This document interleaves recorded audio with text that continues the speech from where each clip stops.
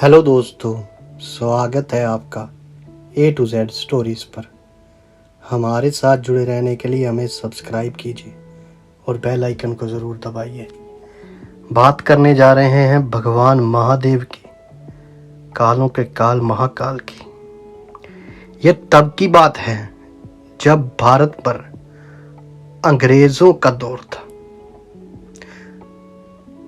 1979 इतिहासकारों के अनुसार ईयर 1979 का दौर था जब अंग्रेजों ने अफगानिस्तान पर हमला किया था।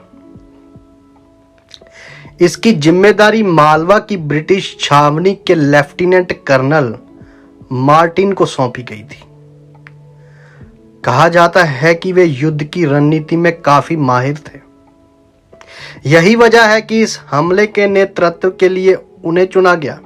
लेकिन युद्ध पर जाने से पहले वे अपनी पत्नी लेडी मार्टिन को मालवा में ही छोड़कर गए। खतों का सिलसिला बदला। इंतजार में कर्नल मार्टिन हमले पर जाने से पहले अपनी पत्नी को एक वादा करके गए थे, जिसके मुताबिक वे नियमित रूप से पत्नी लेडी मार्टिन को खत लिखेंगे। उसमें वे अपनी युद्ध में क्या क्या चल रहा है, क्या कर रहे हैं, इसके अलावा अपनी कुशलता के बारे में भी लिखेंगे। अपने वादे के अनुसार कर्नल हर रात किसी न किसी से खत भिजवाते थे। उसमें वे युद्ध का और अपना हाल लिखते थे। लेकिन कुछ ही दिनों बाद अचानक कर्नल मार्टिन का खत आने बंद हो गए। शुरुआती कुछ दिनों तक तो लेडी मार्टिन को लगा कि युद्ध अंतिम अवस्था पर है। हो सकता है इसके चलते कर्नल को वक्त नहीं मिल पा रहा। लेकिन जब देखते देखते काफी दिन गुजर गए, ना ही युद्ध समाप्ति की कोई खबर आई और ना ही कर्नल मार्टिन की। लेडी मार्टिन बेहद परेशान हो गई। एक दिन वे घोड़सवारी के लिए गई थी, तभी उसके कानों में कुछ मंत्रों की आवाज गूंजी। लेडी मार्टिन ने जैसे ही मंत्रों की आवाज सुनी, वे उसी जगह रुक गई। सामने उन्हें एक छोटा सा मंदिर दिखाई दिया। वे मंदिर पहुंची। वहां देखा कि कोई पूजा चल रही है। उन्हें ज्यादा कुछ समझ तो नहीं आया, लेकिन मन को मिल रही शांति के चलते वे वहीं बैठ गई। थोड़ी ही देर में पूजा समाप्त हुई और मुख्य पुजारी की नजर लेडी मार्टिन पर पड़ी। मंदिर के मुख्य पुजारी ने जब लेडी मार्टिन को देखा तो उनकी परेशानी का कारण पूछ लिया। पहले तो वे कुछ देर तक चुपचाप ही बैठी रही, लेकिन बार बार पूछने पर उन्होंने अपने पति कर्नल मार्टिन के वापस ना लौटने और खत के ना आने की परेशानी बताई। इस पर पुजारी ने उन्हें बताया कि शिवजी महाराज की कृपा से हर परेशानी दूर हो जाती है। अगर वे भी 11 दिनों का शिव का लघु रुद्र अनुष्ठान करेंगी तो उनकी समस्या भी सुलझ जाएगी। लेडी मार्टिन ने उसी समय लघु रुद्र अनुष्ठान का संकल्प लिया। इसके बाद उन्होंने मन्नत मांगी कि उनके पति के सुकुशल लौटने के बाद वे मंदिर का जीर्णोद्धार करवाएंगी। मंदिर के शिलालेख पर जानकारी मिलती है कि अनुष्ठान का जिस दिन समापन हुआ, उसी दिन लेडी मार्टिन को कर्नल मार्टिन का खत मिला, जिसमें उन्होंने लिखा था कि किस तरह अफगानी सैनिकों ने उन्हें और उनके सैनिकों को बंदी बना लिया था। कर्नल ने लिखा कि वे तो जीने की उम्मीद भी छोड़ चुके थे। कर्नल ने खत में लिखा कि सब कुछ उनके विपरीत था। सभी अपनी अंतिम सांसें गिन रहे थे। लेकिन बीते 11 दिनों में कुछ करिश्मे जैसा हुआ। एक रात उन्हें एक योगी मिला।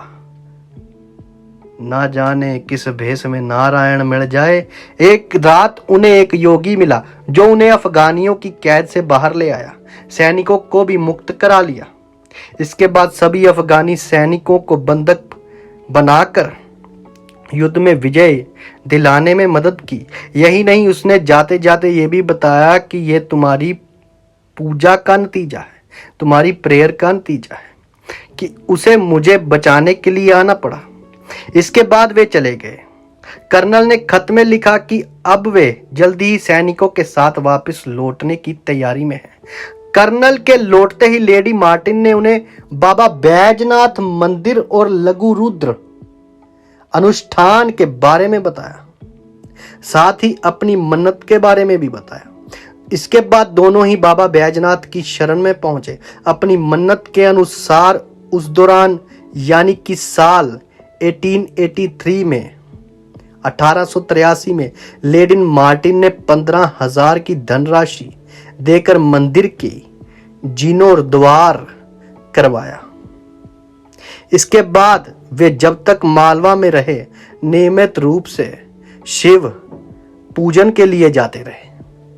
मंदिर का गर्भगृह 11 गुना 11 फीट का चौकोर है तथा मध्य में आग्नेयी पाषाण का शिवलिंग स्थापित है।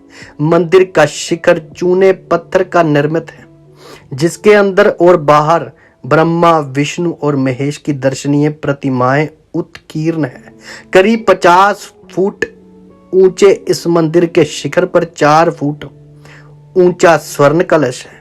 मंदिर के सामने विशाल सभा मंडप और मंडप में 2 फुट ऊंची एवं 3 फुट लंबी नंदी की प्रतिमा है। मंदिर के पीछे लगभग 115 फुट लंबा और 48 फुट चौड़ा कमल कुंड है, जहां खिलते हुए कमल के फूलों से यह स्थल और भी रमणीक दिखाई देता है।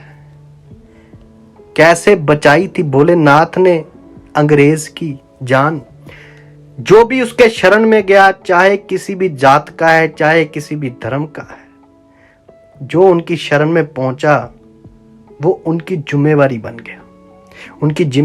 गया। वो स्वयं ही सब कुछ करते हैं, इसीलिए तो भोलेनाथ हैं।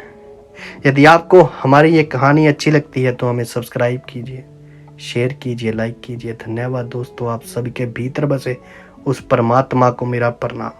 हर हर महादेव।